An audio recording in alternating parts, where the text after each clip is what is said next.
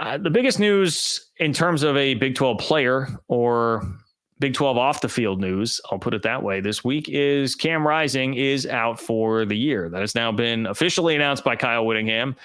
No more song and dance this time. Now, obviously, Rising played. He had a pretty nasty, kind of got rolled up on in the game. That seemed to limit him even more. That now appears to have been a major issue enough to keep him out for the year.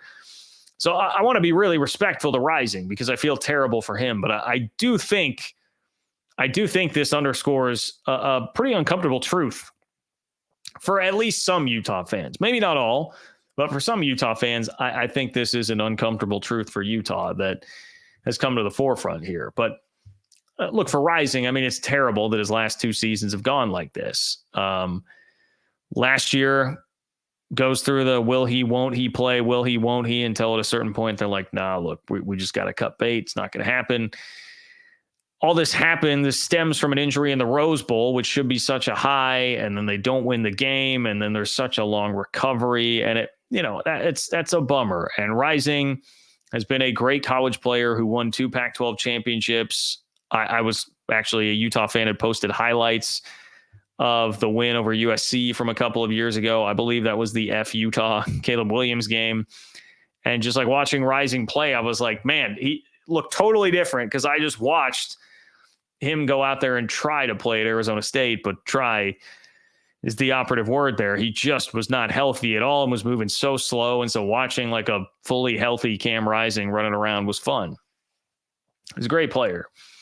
And I don't say this to like toot my own horn and, gloat about it, but I do remember saying in the offseason, there was all this talk about Jalen Daniels and his injury history and can he stay healthy for a full season? But you didn't hear as much talk about Cam Rising. People were like, yeah, Rising's back. He's going to be good. Utah will be much better. And I remember saying, God, I feel like maybe there should be more talk about Rising when it's been 600 plus days since he actually played an entire football game. And unfortunately, that bore itself out. I mean, he comes in and plays a dominant half against Southern Utah in a game that they don't need him in the second half. And then game 2 against Baylor, I know it's kind of a weird fluky play on the sideline, but we've already got an injury again. So it leads to a couple weeks of wondering if he's going to play, wondering if he's not. And then by the time he comes back, not only does he get hurt again in the game, but he just didn't look like he had it. I mean, it just looked like things were really, really catching up to him. And at a certain point, the game will start to catch up to you like that. And the guy is in his 7th year in college football. And they're still talking about the 8th year. I mean, I saw Kyle Whittingham roll that out there like, hey, we don't know. It'll probably be something that has to be discussed. And I'm just thinking, I don't think that's in anybody's best interest, man. Like Rising at this point, I would want a fresh start. Nothing against Utah at all. But if he is dead set on playing, right, I would think it's in both parties' best interest to just move on. Utah is going to play Isaac Wilson the rest of the year. He'll get valuable development. There's clearly talent there.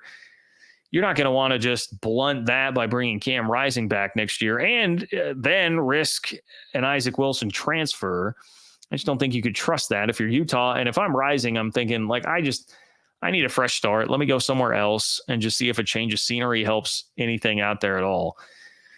And if you doubt that he could get a spot, I mean, Tyler Shuck got a starting job at Louisville this year. He was in his 6th year of college football and was always hurt, oft injured throughout his career at Texas Tech and Oregon. He found a gig. I can imagine someone would be willing to take a flyer on Cam Rising if he did want to go somewhere else. That would be my suggestion if he really is dead set on doing that. He might not be, but if he really is. The problem here for Utah is I think what has been exposed the last 2 years is that they are still a developmental type of program. And that is the same, by the way, for everybody else that they would fancy themselves better than in the Big 12, but like Oklahoma State, K-State, TCU, any of these schools that have had high levels of success in recent memory in the Big 12, it can be a little bit cyclical. Like what I mean by developmental program, you got to hit your cycles. It's going to come in cycles when you can jump up and compete at the highest level, or at least the close to the highest level of the sport. For TCU, that was everything coming together in 2022. K-State has been like an 8-win team basically every year under Chris Kleiman, but there's only been one year where they jumped up, won double-digit games, and won the league.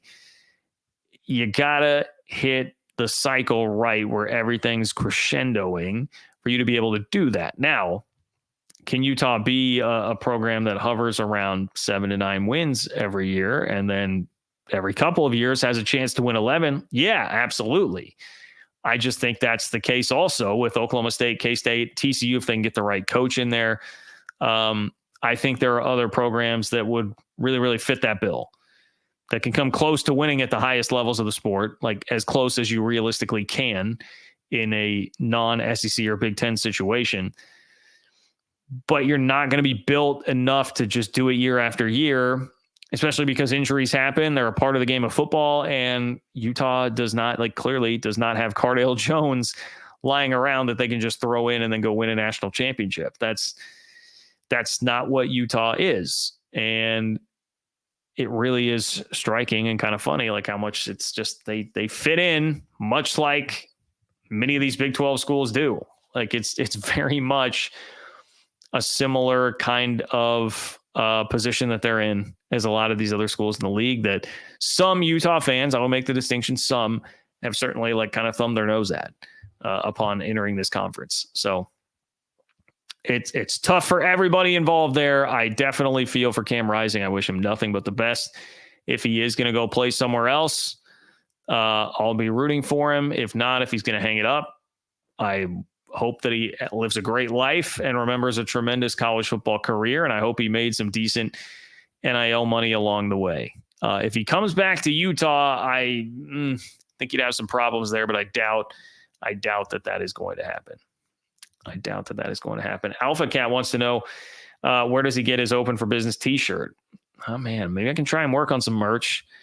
What do you guys want? Do you want just the regular logo that I have for it? Or do we need something fun? Like if someone wants to, I'm sure there's Photoshop experts. There are Photoshop experts out there listening to the show. If there is a Photoshop expert within the sound of my voice and you want to whip up something cool, or you want to whip up some sort of inside joke from the show, like something like that for merch, definitely hit me up on Twitter at JL Kurtz. You can do so. Appreciate the support, Alpha Cat. Coulson, great interview with Jace. Which other wide receiver emerges? All right, well, Coulson, got to give credit to Cole Manbeck and Derek Young for that. It's a reference to the 3-Mod podcast, the K-State podcast that I do with those two lovely gentlemen. And yes, they did interview Jace Brown, who had 120 yards receiving and a couple of touchdowns in Boulder on Saturday. I heard that Cole used the word Riz. I believe he told Jace Brown that he has Riz. Oh, Cole. So if that's not a great tease for you to go watch it, I don't know what is. Which other wide receiver emerges? Man, is one of the answers nobody? I don't know. I hope somebody does. You'd love for it to be Keegan Johnson, but he was pretty invisible at Colorado. It did sound like maybe he was a bit banged up, which has been the story of a lot of his career. Dante Cephas caught a pass against Travis Hunter very early on in the game, but then we didn't hear much from him. Trey Spivey had a drop. That was a little disappointing to see. They've been playing Ty Bowman some, who's a walk-on. I don't know. I guess the answer to that question is I don't know, but I hope it's Keegan Johnson. That's the best case scenario for the offense is if it is Keegan Johnson. So thank you, Coulson. I appreciate you being here.